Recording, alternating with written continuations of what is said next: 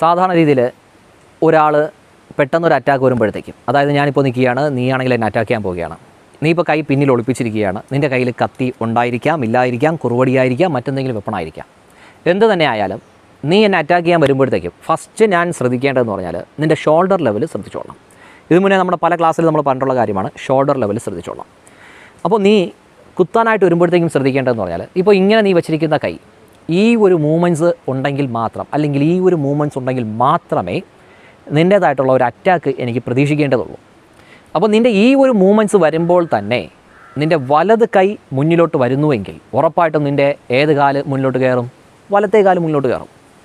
നിൻ്റെ വലത്തേ കൈ കൊണ്ടായിരിക്കും നീ അറ്റാക്ക് ചെയ്യുന്നതെങ്കിൽ നിൻ്റെ വലത്തേ കാല് മുന്നിലോട്ട് കയറും, എന്നാലേ ബാലൻസ് കിട്ടുകയുള്ളൂ. അപ്പോൾ തോന്നും ഞാനാണെങ്കിൽ വലത്തേ കൈ കൊണ്ട് പൊക്കിയിട്ട് ഇടത്തേ കായലുകൊണ്ട് ആക്രമിച്ചാലോ എന്ന് തോന്നും. ഒട്ടും പറ്റില്ല. എക്സാമ്പിൾ, നീ ഇപ്പോൾ വലത്തേ കാല് കയറിയിട്ട് വലത്തേ കൈ കൊണ്ട് എന്നെ ഒന്ന് കുത്താൻ നോക്കുക. ഞാൻ ഒഴിഞ്ഞു മാറൂല, ജസ്റ്റ് ഒന്ന് നിർത്തിയാൽ മതി. ഓക്കെ, വലത്തേ കാല് മുന്നിലോട്ട് കയറിയിട്ട് കുത്താൻ വേണ്ടി. ഓക്കെ, ഇനി ഇടത്തേ കാല് കയറിയിട്ട് വലത്തേ കൈ കൊണ്ടൊന്ന് കുത്താൻ നോക്കിയേ. അല്പം ഒരു ബുദ്ധിമുട്ട് നേരിടുന്നുണ്ട് താനല്ലോ, പവർ കുറയുന്നുണ്ട്. അങ്ങനെയാണെങ്കിൽ നമുക്കെപ്പോഴും വലത്തേ കൈ കൊണ്ട് ഉയർത്തിയതിന് ശേഷം, ഇനി ചിലപ്പോഴത്തേക്കും സംശയം തോന്നും, വലത്തേ കൈ കൊണ്ട് പറ്റിച്ച് ഇടത്തേ കാല് കയറ്റി വെച്ചാലോ എന്നൊക്കെ തോന്നും. പാടാണ്, ബുദ്ധിമുട്ടാണ്. ഇത് വെച്ച് പ്രാക്ടീസ് ചെയ്തിരിക്കുന്ന ഒരാളിന് അഥവാ ഇടത്തേ കാല് കയറിയാലും സിമ്പിളായിട്ട് ബ്ലോക്ക് ചെയ്യാനും പറ്റും, ഇതിനേക്കാളും നല്ല രീതിയിൽ പെർഫോം ചെയ്യാനും പറ്റും. ഓക്കെ, അപ്പോൾ ഞാൻ നോക്കുന്നത് നിൻ്റെ ഷോൾഡർ ലെവലാണ്. നിൻ്റെ വലത്തേ കൈ കയറിയിട്ടുണ്ടെങ്കിൽ വലത്തേ കാല് മുന്നിലോട്ട് കയറും. അപ്പോൾ ഞാനും എൻ്റെ വലത്തേ കാലം എന്ത് ചെയ്താൽ മതി? ഇറക്കിയാൽ മതിയാകും.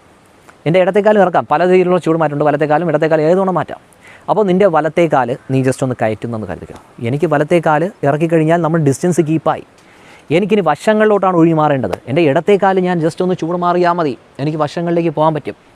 അങ്ങനെ നമുക്ക് കത്തിയിൽ നിന്നുള്ളൊരു ഡിസ്റ്റൻസ് എപ്പോഴും കീപ്പ് ചെയ്യാം, അല്ലെങ്കിൽ ആയുധത്തിൽ നിന്നുള്ളൊരു ഡിസ്റ്റൻസ് കീപ്പ് ചെയ്യാം. ഉദാഹരണത്തിന് സ്ലോയിൽ നീ ഇപ്പോൾ ഈ വച്ചിരിക്കുന്ന കൈ ഉയർത്തിയിട്ട് നീ ഏത് രീതിയിലാണോ സ്വാഭാവികമായിട്ട് വരുന്നത്, വലത്തേക്കാലായിരിക്കും, ആ രീതിയിലൊന്ന് പതിയൊന്ന് സ്ലോയിൽ വന്നോ. ഞാൻ ജസ്റ്റ് ഒന്ന് കുത്താൻ നോക്കി കഴിഞ്ഞാൽ ഡിസ്റ്റൻസ് കീപ്പായി കഴിഞ്ഞു. അടുത്തതായിട്ട് നീ അടുത്ത് ഒന്നുകൂടെ ഇതേപോലെ തന്നെ വരികയാണ്. ഇപ്പോൾ ചെയ്യാനുള്ളത് എൻ്റെ തലയിലിട്ട് തന്നെ കുത്തുക, അല്ലെങ്കിൽ ഈ വശങ്ങളിലോട്ട് കുത്തുക എന്ന രീതിയിൽ മാറുക. ഞാൻ സ്ഥാനം മാറും, അത് കാര്യമാക്കണ്ട. കൃത്യമായിട്ട് ഞാൻ എവിടെ നിൽക്കുമ്പോൾ ഈ രീതിയിൽ തന്നെ കുത്താനായിട്ട് ശ്രമിക്കുക. ഓക്കെ, അതിനിടയിൽ ഞാൻ കൃത്യമായിട്ട് ഡിസ്റ്റൻസ് കീപ്പ് ചെയ്ത് കഴിഞ്ഞു. കുത്തിയില്ലെങ്കിലും ഇതുവഴി അങ്ങ് പോയിക്കോളും, ഞാൻ മാറിയില്ലെങ്കിലും ഇതുവഴി പോയിക്കോളും. ഇതേ കാര്യം ഒന്ന് സ്പീഡിൽ നോക്കാം. ജസ്റ്റ് ചെയ്തോ. അതായത് നിൻ്റെ മുഖത്താണ് ഞാൻ നോക്കുന്നതെങ്കിലും ഷോൾഡർ ആയിരിക്കും എൻ്റെ മനസ്സിനകത്ത്. ഷോൾഡർ കയറുന്നതും കാല് കയറുന്നതും എല്ലാം നമ്മൾ ചുവടുകളിലൂടെയാണ് ഉറപ്പിക്കുന്നത്. അല്ലാതെ നമ്മൾ കാണാതെ പഠിച്ചുകൊണ്ട് വയ്ക്കുന്നില്ല. അവൻ്റെ വലത് കൈ കയറുമ്പോഴത്തേക്കും വലത് കാല് കയറുമ്പോഴത്തേക്കും ഇങ്ങനെ ചൂട് മാറുക എന്ന് ഞാൻ കാണാതെ ഇമ്പോസിഷൻ എഴുതിയ ഹോംവർക്ക് പോലെ ഇരുന്ന് പഠിക്കുന്ന സാധനമല്ല. നമ്മൾ കൈപ്പോര് ചെയ്ത് നമ്മൾ തറവാക്കുന്ന കാര്യമാണ്.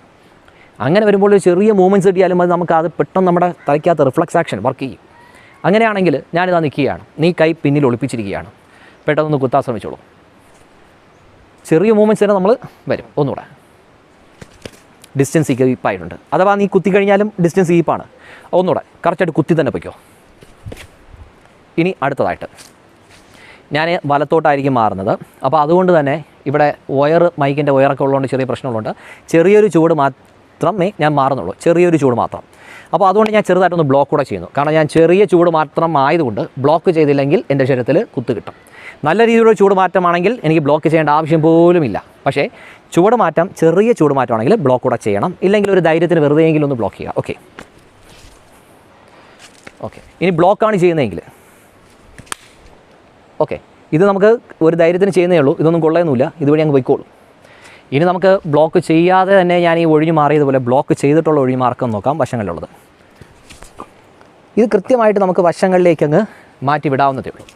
അപ്പോൾ ഈ പറഞ്ഞു വരുന്ന ഇതാണ്, നമുക്ക് ഒരു കത്തി അല്ലെങ്കിൽ ഏതൊരു ആയുധമായാലും ഏത് കൈയാണോ ഉയരുന്നത്, ഏത് കാലാണോ ഉയരുന്നത് എന്ന് നോക്കിയിട്ട് കൃത്യമായി ചുവട് മാറി ഒരു ഡിസ്റ്റൻസ് കീപ്പ് ചെയ്ത് കഴിഞ്ഞാൽ ആ ആയുധത്തിന് നമുക്ക് പേടിക്കേണ്ട ആവശ്യമില്ല.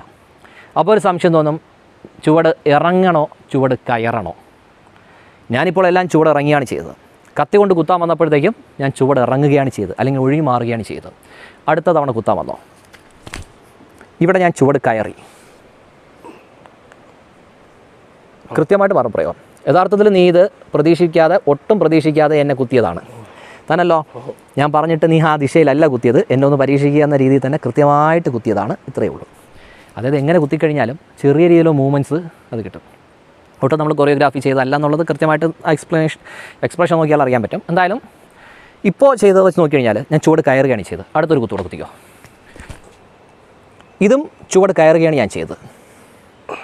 ഓക്കെ, അപ്പോഴൊരു സംശയം തോന്നും ഈ കൈ കൊണ്ട് കുത്ത് കിട്ടില്ലെന്നൊന്നും. അതേ പൊസിഷനൊന്നോ ഈ കൈ കിട്ടില്ല, അതിന് മുൻപേ ഇവിടെ ഇത് കിട്ടിക്കഴിഞ്ഞാൽ ഇതായിരിക്കും അതിൻ്റെ മൂവ്മെൻറ്റ്സ്.